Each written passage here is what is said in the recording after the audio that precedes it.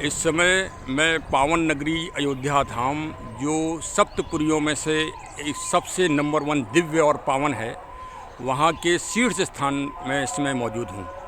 और सामने आप जो देख रहे हैं, ये श्री दशरथ महल की जो पावन गद्दी है, बिंदु गादाचार्य जी की जो पावन गद्दी है और जहाँ महंत जी निवास करते हैं, वो ये पावन दिव्य जगह है। और यहीं से अध्यात्म और धर्म का प्रचार और प्रसार पूरी दुनिया में हो रहा है। आप ये समझिए कि इस गद्दी से आज जो भक्तगण हैं वो पूरे विश्व में आपको जगह जगह प्राप्त होंगे।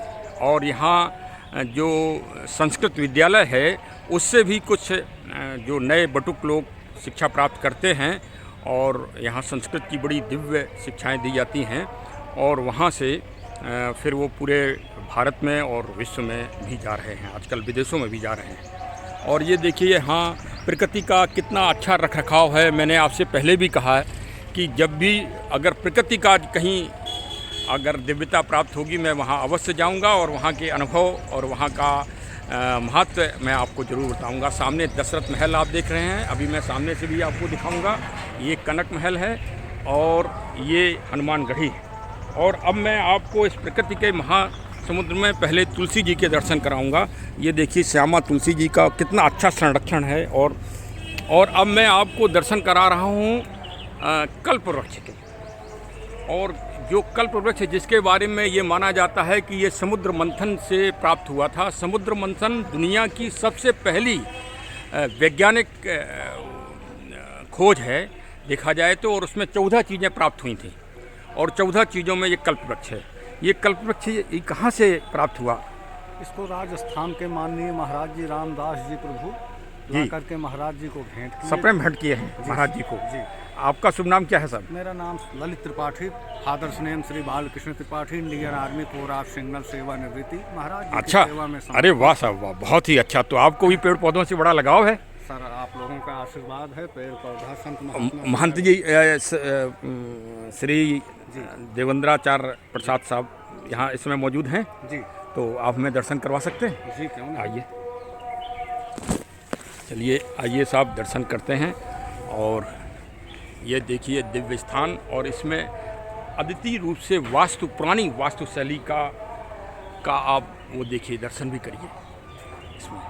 और कितना अच्छा रख रखाव है। ऊंचाई पर, जैसे पुराने महल और किले वगैरह ऊंचाई पर बना करते थे, वो देखिए आप सामने। अब मैं महंत श्री जी के पास पहुंच रहा हूं और आपको एक मिनट रुकना पड़ेगा, एक मिनट में जाइए। मैं देखिए ये गद्दी है बिंदु गादाचार्य जी की। सामने पूज्य महंत जी साहब बैठे हुए हैं और यहीं से ज्ञान का और धर्म का और अध्यात्म का प्रकाश पुंज आज पूरी दुनिया में फैल रहा है। और यहाँ पीढ़ी दर पीढ़ी इतने महान संत श्रोमण हुए हैं जिन्होंने अपने ज्ञान से इस अयोध्या को अद्वितीय बनाया। आप ये समझिए कि जिस तरह सरयू जी का पावन जल कल कल करके बह रहा है, उसी तरह से यहाँ ज्ञान की धाराएं आगे बह रही हैं। और अब मैं धीरे धीरे आपको 2 वचन मैं निवेदन कर रहा हूँ, प्रार्थना कर रहा हूँ श्री महंत जी साहब से कि हमारे भक्तगणों को और जो हमारे चैनल से जुड़े लोग हैं उनको 2 शब्द प्रकृति के ऊपर और पर्यावरण के ऊपर आशीष वचन प्रदान करें। ये सर, ये कल्प वृक्ष है, ये कहाँ से? और यह राजस्थान में जालौर जिला है। जी जी जी। वहाँ से मंगाए गए हैं पौधे। और यह बड़ा ही दुर्लभ पौधा है, सर्वत्र यह नहीं प्राप्त होता है, कहीं कहीं बहुत कम मात्रा में पाया जाता है। और इसकी बहुत बड़ी महिमा कहा गया है। ये वृक्ष जहाँ पर आता है वहाँ पर सब प्रकार से लोग सुखी रहते हैं और भगवान की भक्ति में उनका मन लगता है। इसमें केवल सांसारिक सुख ही नहीं, यह कल्प वृक्ष भगवान की भक्ति भी प्रदान करने आपने प्रकृति को बहुत अच्छा स्थान अपने गुरु स्थान में यहाँ दे रखा है। प्रकृति से आपको बड़ा स्नेह। प्रकृति के बिना कोई भी प्राणी का जीवन जीना असंभव है। एक प्रकार से यदि कहा जाए कि पौधों में ही व्यक्ति का प्राण निवास करता है तो अतिशयोक्ति नहीं है। पौधे के बिना कोई भी जीवधारी जी नहीं सकता है। जितने भी जीवन धारण किए हैं सब पौधे से जी रहे हैं और पौधे जब तक सुरक्षित हैं तभी तक यह मानव कहिए या जितने भी जीवात्मा हैं सब पौधे से ही अपने को पुष्पित पल्लवित होते हैं, उत्थान को प्राप्त होते हैं। उसके बिना किसी का जीना संभव नहीं है। ये बताएं महंत जी साहब कि ये जो आपका दशरथ महल है तो ये यहाँ क्या पौराणिक रूप से ये मतलब कब क्या क्रम इसका? ये दशरथ जी का राजमहल है, ये तो सर्वविदित है, लेकिन बहुत दिनों पहले यह भूमि वीरान हो गई थी। यहाँ पर कुछ नहीं था, जंगल हो गया था। जब विक्रमादित्य महाराज ने अयोध्या जी को पुनर्निर्माण किया, बसाया, तो उसके बाद में इस दशरथ राजमहल के पर एक सिद्ध संत हुए बाबा श्री राम प्रसादाचार्य जी महाराज, उन्होंने आकर के और यहाँ पर भगवान को पुनर्स्थापित किया, दशरथ जी के राजमहल को पुनर्स्थापित किया। क्योंकि सभी पुराने स्थल जितने थे उपेक्षित हो गए थे, इस पर कोई विकास नहीं हो रहा था, तो फिर संतों ने आकर के धीरे धीरे उन जगहों को फिर से बसाया और वहाँ पर भजन कीर्तन कर करके उस स्थान पर फिर जीवित एक प्रकार से जीवंत कर दिया उसको। क्या आपके पुण्य स्थान से कोई शिक्षा का इंस्टीट्यूट भी संचालित हो रहा है? हाँ, हमारे यहाँ से संस्कृत शिक्षा का संचालन किया जाता है, जो प्रथमा से लेकर के आचार्य पर्यंत है। संपूर्णानंद संस्कृत विश्वविद्यालय से उसकी मान्यता प्राप्त है और शिक्षक लोग रहते हैं, बच्चों को पढ़ाई कराते हैं। ये जो बच्चे हैं ये आपके इधर ही शिक्षा प्राप्त कर रहे हैं? पाठ करते हैं। क्या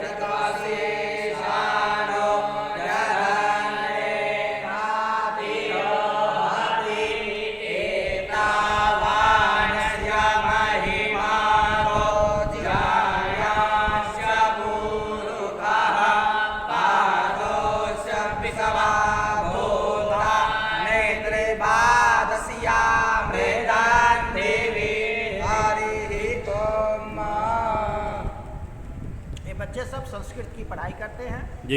ये सब लोग किस प्रकार से वैदिक धर्म की रक्षा होगी इसकी शिक्षा प्राप्त करते हैं। जी। और मानव शरीर का क्या उद्देश्य है इसको जानने का प्रयास करते हैं। तो क्या ये बच्चे मतलब आप इनको क्या बाहर भी भी भेज रहे हैं धर्म और शिक्षा के प्रचार के लिए? कहीं यज्ञ कार्य होता है तो बच्चे बुलाए जाते हैं, तो उसमें बच्चे भाग लेते हैं और बाकी समयों में पठन पाठन करते हैं। अच्छा, एक सर आज आप इस समय राम जन्मभूमि का बृहद रूप से कार्य हो रहा है, तो यहाँ पर काफ़ी ट्रैफिक भी आ रहा होगा और गाड़ियाँ भी आती होंगी, तो क्या अयोध्या वासियों को कोई परेशानी तो इस संबंध में नहीं? थोड़ी परेशानी जरूर होती है, लेकिन सरकार की तरफ से सड़कों का चौड़ीकरण किया जा रहा है और आज न कल सड़कों की चौड़ीकरण हो जाएगी, जिससे सब लोगों को आने में कोई असुविधा नहीं होगी।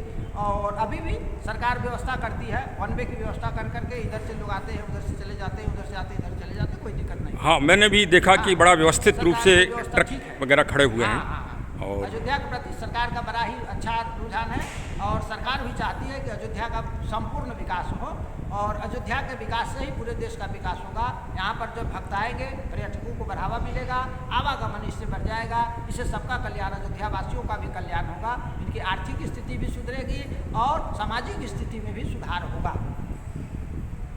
चलिए साहब, बहुत बहुत धन्यवाद कि आपने अपने व्यस्ततम समय में मुझे के राजमहल के बारे में जानने का प्रयास किया और हम सभी भक्तों से आग्रह करते हैं कि जब भी अयोध्या जी में दशरथ राजमहल का दर्शन करें और क्योंकि दशरथ जी का राजमहल एक बहुत ही प्रतिष्ठित आपने श्री दशरथ महल में एक चौपाई श्री रामचरितमानस जी की बीच उसमें लिख रखी है जो अयोध्या के संबंध में है। जरा मैं आपके आशीर्वाद रूप में एक तो है मंगल भवन अमंगल हारी, प्रभु सो दशरथ अजीर बिहारी। प्राय सभी लोग इस चौपाई को गाते हैं और यह यहीं के बात। आपके दशरथ महल में मैंने मध्य गेट पर एक बहुत ही अयोध्या जी के प्रसंग के संबंध में जो रामचरितमानस की विशेष चौपाई है वो लिखी हुई है, तो उसका जरा मैं सार समझना चाहता हूँ कि वो सार क्या है। भगवान श्री राम जी जब लंका रावण पर विजय प्राप्त करके अयोध्या जी आए और राजा बन गए, तो सब वानर भालुओं को भगवान ने कहा कि अब गृह जाहु सखा सब, भजेहु मोहि दृढ़ नेम, सदा सर्वगत सर्वहित, जानि करेहु अति प्रेम। भगवान ने कहा कि हे वानर भालुओं, आप लोगों ने हमारी बड़ी सेवा किया है और इतनी सेवा किया है कि आपके जैसा प्रिय हमको न तो लक्ष्मण भाई हैं, न तो सीता जी हैं, न यहाँ की संपत्ति, यहाँ तक कि मैं अपने आप को भी आपसे ज़्यादा उत्तम नहीं मानता हूँ। आप मेरे लिए सब कुछ हैं। वानर भालुओं ने कहा प्रभु ऐसे कैसे हो सकता है। भगवान ने कहा कि क्यों हमको आप प्रिय हो, मम हित लाग भवन सुख त्यागे। मेरे लिए आपने भवन का सुख त्याग कर दिया। आप भी चाहे होते तो कहते भाई हमारी घर में पत्नी है, हमारे भी भाई बंधु हैं, कैसे छोड़कर चले लड़ाई में, मरेंगे कि जिएंगे। लेकिन राम काज के लिए आपने अपने तन का छोड़ दिया, मोह छोड़ दिया। जो राम काज के लिए अपने शरीर की परवाह नहीं करते वो हमको सबसे ज़्यादा प्रिय होते हैं। और परंतु अब आप लोग यहाँ से जाइए। भगवान ने जब कहा तो वानर भालू बड़े दुखी हुए। वानर भालुओं ने कहा कि महाराज आखिर क्यों जाएं हम, क्या आपको कष्ट है हमसे? यहाँ पर रहने से कोई हो सकता है अनुशासनहीनता होती हो हमारे द्वारा, भाई हमारा स्वभाव है। भगवान ने कहा नहीं, आपसे कोई अनुशासनहीनता नहीं होती है। फिर भी मैं इसलिए जाने के लिए कह रहा हूँ क्योंकि 14 वर्ष तक मैं अपने भाई बंधुओं को वियोग में रहा, मुझे भी बड़ा क्लेश हुआ। मैं जानता हूँ कि इसी प्रकार से आपके भी भाई बंधु बड़े दुखी होंगे। इसलिए जाओ और जा करके यह अनुभव करना कि सदा सर्वगत सब में मेरा निवास है। सर्वहित, सबका हित करना, सबका हित करो तो मेरा हित हो जाएगा। जान करे हुआ अति प्रेम, जो सबसे प्रेम करता है वो हमसे ही प्रेम करता है, इसमें कोई अंतर नहीं है। इसलिए अब आप सब लोग जाओ और जा करके सबसे प्रेम करो और सबके कल्याण हो ऐसे काम करो। तो इस प्रकार से भगवान ने समझा बुझा करके सबको भेज दिया। जो सबका हित करता है भगवान उसका परम हित करते हैं। आपने वास्तव में रामचरितमानस जी की उस चौपाई को बहुत उच्च स्थान दिया है और इससे बहुत सारे लोगों को प्रेरणा मिल रही है। मैंने अभी उस बीच में जब मैंने दर्शन किए वहाँ, तो मैंने पाया कि कुछ मराठा बॉम्बे की तरफ से और कुछ तमिलनाडु की तरफ से लोग और बंगाल के भी लोग थे वहाँ पर, जो उस चौपाई के बारे में परिचर्चा कर रहे थे। तो मैंने तभी मन में सोचा था कि महान जी से जब से हमारा मुलाकात होगी तो मैं इस चौपाई के विस्तृत ज्ञान और अर्थ के बारे में भाव सहित पूछूंगा। और आपने वास्तव में बहुत ही अच्छा विमोचन किया और सभी लोग इससे बहुत बहुत लाभ उठाएंगे। आपको बहुत बहुत साधुवाद, आपने हमारे चैनल को और हमको समय दिया। बिल्कुल, आपके चैनल को आपको भी बहुत बहुत साधुवाद है। और इस चैनल जिसके लिए आपने शुरू किया है, जन कल्याणकारी हो, सबका मंगल हो, सभी लोगों को प्रकृति के प्रेम जागृत हो, यही मंगल कामना है। जय Shri Sitaram. Thank you sir, thank you.